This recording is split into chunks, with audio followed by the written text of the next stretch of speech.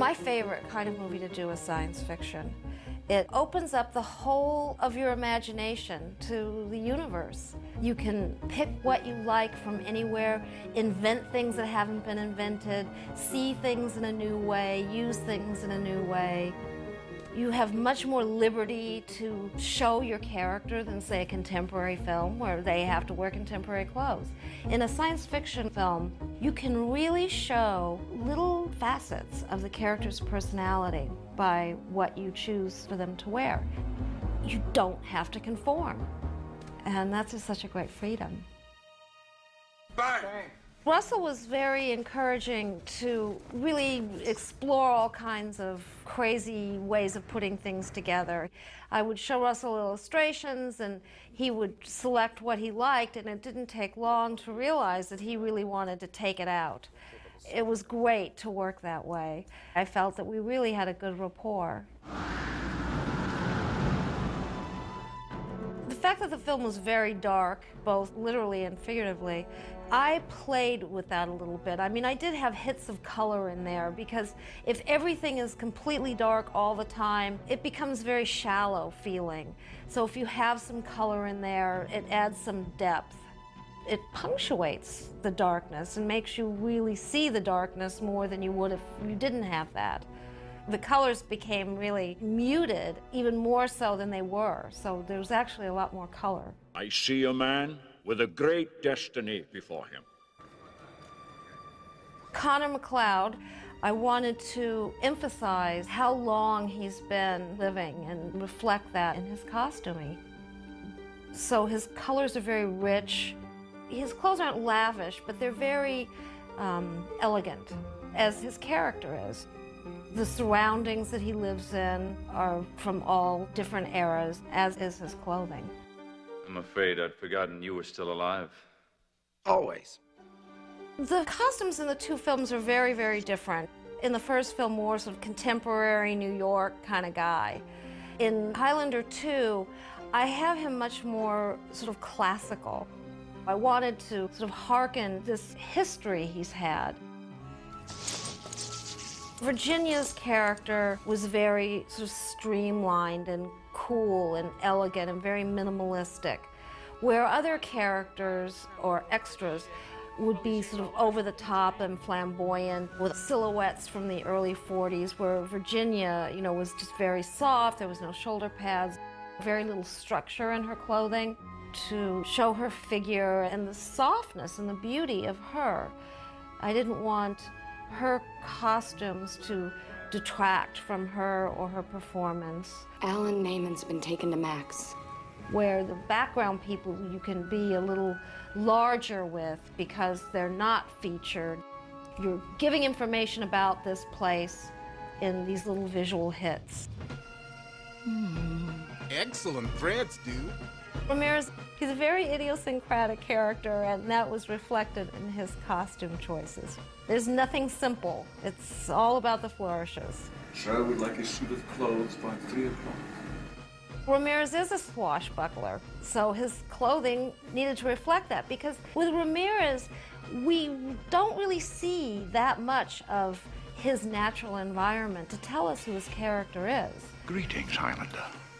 You cold? The character doesn't sit down and say to the audience, well, now this is who I am and where I came from. It all had to be done with, of course, the mannerisms that Sean brought to the character and his wardrobe. The personal choices that that character makes tells you a lot about who Ramirez is. Catan is the one character that at one point I went a little too far and Russell had to pull me back. Before I just put him in the long coat, I had designed a coat of black feathers.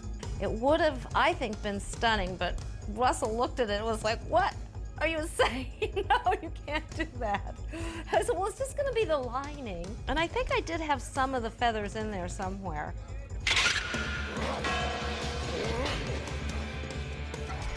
Designing costumes that need to do stunts, such as sword fighting, it was similar to what you would do if you were designing for dancers. You have to give them a range of motion, but also you have to be able to protect them. You need stunt pads and all kinds of things like that. 3, Katana would want to appear larger than he is in every sort of way. The cuffs on his shirt are huge. You know, they're big, massive things, leather things, they're very ornately sculpted, as was his belt. And his belt does look like a championship boxing belt. And that's who this guy is. That was great! Ah, yes!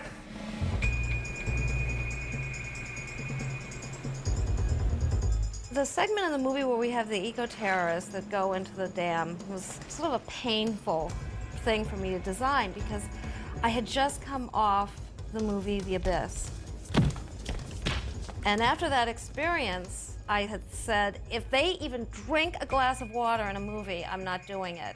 And then suddenly this whole scuba diving thing comes into play. And so there I was once again designing scuba helmets and packs and all the gear. And of course, it was beyond the normal nightmare. It was beyond the nightmare of the abyss because we were trying to do it in Argentina.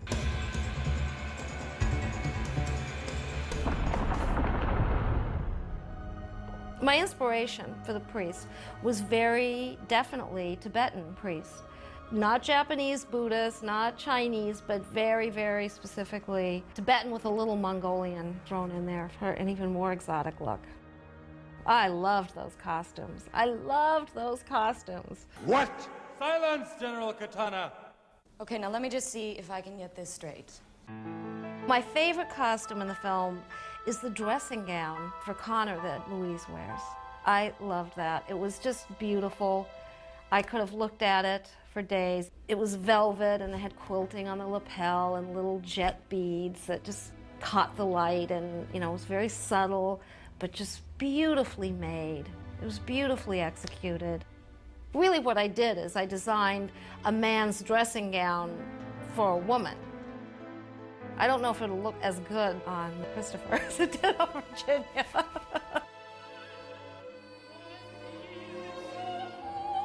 Before I got down there, I was very excited about designing this opera. I mean, I couldn't wait. I'd never done anything like that.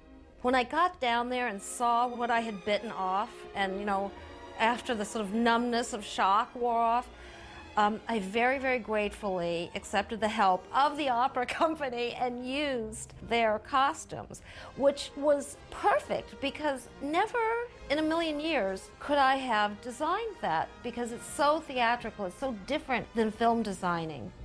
Film designing tends to be very character-driven and subtle. I mean, we're helping to tell the story and the emotional arc. I wish you could have seen it. People are seeing it in a very intimate environment, whereas opera, they're way the heck over there. And it was shocking how different the costumes were. This movie had well over 100,000 costumes in it. If you do a movie today that has 10,000 costumes in it, it's big. But 100,000 costumes is just, it's massive.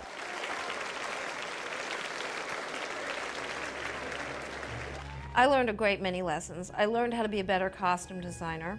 I learned how to give up a little bit, how to relax a little bit, how to go more with the flow. I learned a tremendous lesson. To really be a good designer, you have to let a certain amount of playfulness remain in your personality. I think Highlander was trial by fire. I learned then that if I wanted longevity in this business, if I wanted to become a better designer, these were the things that needed to happen.